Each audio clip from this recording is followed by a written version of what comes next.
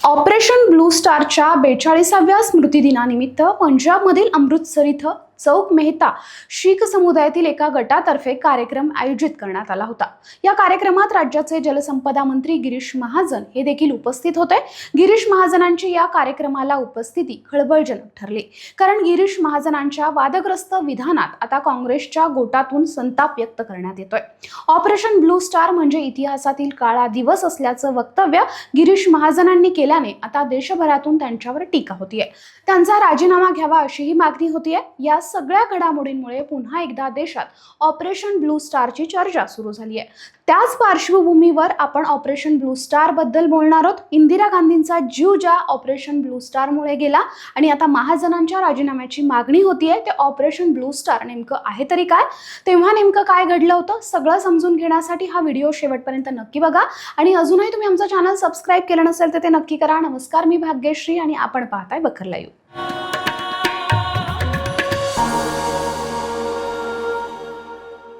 जूनचा पहिला आठवडा आणि त्यातही 5 जूनचा दिवस हा शीख समुदायांसाठी काहीसा वेदनादायी असतो। या काळात भारतीय सैन्यानं पंजाबच्या अमृतसरमधील सुवर्ण मंदिरात घुसून ऑपरेशन ब्लू स्टार फत्ते केलं होतं। स्वतंत्र खलिस्तानच्या निर्मितीसाठी पंजाबमध्ये हिंसा भडकली होती। या हिंसेला हवा देण्याचं काम दमदमी टकसालचे जनरल सिंग भिंडरावाले यांनी केलं होतं।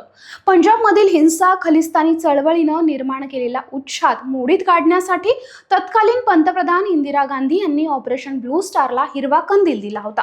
त्यांनी अत्यंत कठोर निर्णय घेतला होता। पुढे त्यांच्या हत्येनं देशाला त्याची किंमतही चुकवावी लागली। त्यामुळे पंजाबचा इतिहास लिहिताना ऑपरेशन ब्लू स्टार, इंदिरा गांधींची हत्या या गोष्टी नजरेआड करता येणार नाहीयेत। केंद्र सरकारनं पंजाबमधील हिंसक घटना रोखण्यासाठी 1984 मध्ये ऑपरेशन ब्लू स्टारच्या माध्यमातून सैन्य कारवाई करण्याचा निर्णय घेतला। सुरुवातीला ऑपरेशन सनडाऊन अंतर्गत कारवाई करण्याची मोहीम आखली गेली। त्यासाठी 200 कमांडोजना ट्रेनिंगही देण्यात आलं। मात्र या ऑपरेशनमुळे अधिक लोकांना नुकसान होऊ शकतं हे लक्षात आल्यानं हे ऑपरेशन पुढे रद्द करण्यात आलं। त्यानंतर 1 जून 1984 ला केंद्र सरकारनं ऑपरेशन ब्लू स्टार सुरू केलं। 2 जून 1984 ला हर मंदिर साहेब परिसरात हजारो श्रद्धाळू आले होते, कारण 3 जूनला गुरु अर्जुन देव यांचा शहीद दिन होता। त्याच दरम्यान इंदिरा गांधींनी देशाला संबोधित केलं होतं। त्यामुळे खलिस्तानी चळवळ आणि पंजाबमधील हिंसेकडे सरकार अत्यंत गंभीरपणे पाहत असून कठोर कारवाईचा निर्णय घेऊ शकतं हे स्पष्ट झालं होतं। त्याच वेळी सरकारनं पंजाबकडून येणाऱ्या जाणाऱ्या रेल्वे आणि बस गाड्यांची सेवाही बंद केली होती।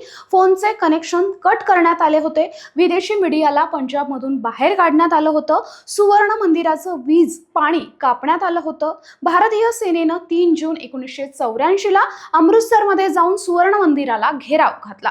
त्याआधी शहरामध्ये संचारबंदी लागू करण्यात आली होती, त्यामुळे आणखीनच तणाव वाढला। त्याचवेळी 4 जूनला लष्करानं गोळीबार सुरू केला। सुवर्ण मंदिरात लपलेल्या कट्टरतावाद्यांकडील शस्त्रांचा अंदाज घेण्यासाठी हा गोळीबार करण्यात आला होता, परंतु कट्टरतावाद्यांनीही गोळीबाराला तोडीसतोड उत्तर दिलं। 5 जूनला अखेरीस लष्करानं शस्त्रसज्ज गाड्या आणि टँकाचा वापर करण्याचा निर्णय घेतला। त्यामुळे 5 जूनच्या रात्री कट्टरतावादी आणि लष्करादरम्यान प्रचंड गोळीबार झाला। मंदिरात 6 जून 1984 ला व्यापक अभियान राबवलं गेलं। प्रचंड गोळीबार झाला। भिंडरावालाचा मृतदेह मिळवण्यात सैन्याला यश आलं। 7 जून 1984 ला सैन्याने मंदिरावर ताबा मिळवला। सैन्य मंदिरात घुसल्याने शीख समुदायात प्रचंड रोष निर्माण झाला। 1 जून ते 10 जून पर्यंत ऑपरेशन ब्लू स्टार सुरू होतं। काही इतिहास संशोधकांच्या मते खलिस्तान आंदोलनाची मूळ स्वातंत्र्याच्या चळवळीत आहेत।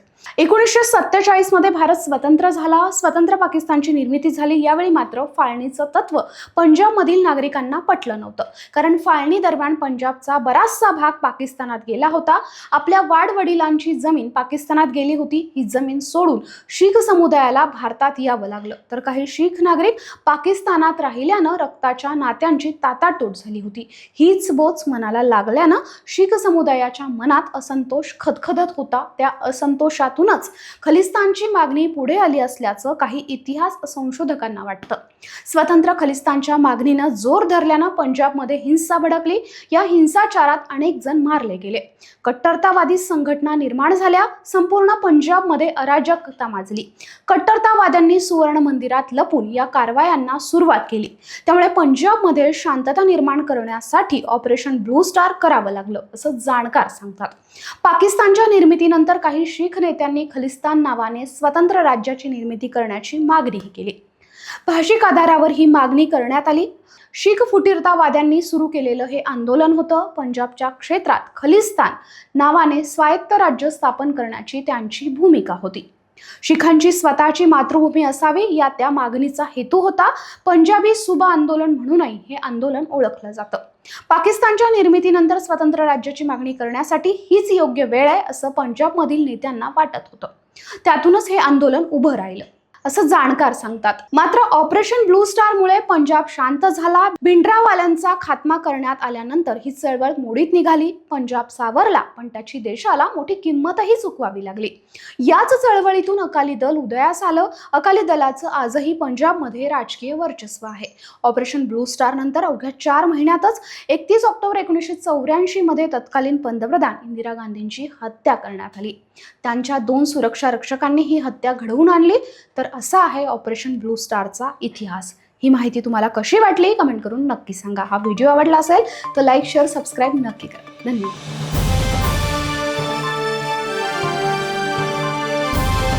समाजकारण, प्रशासन आणि राजकारणातल्या अचूक विश्लेषणासाठी बखर लाईव्हच्या सोशल मीडिया प्लॅटफॉर्म्सना लाईक, फॉलो आणि सबस्क्राईब करा.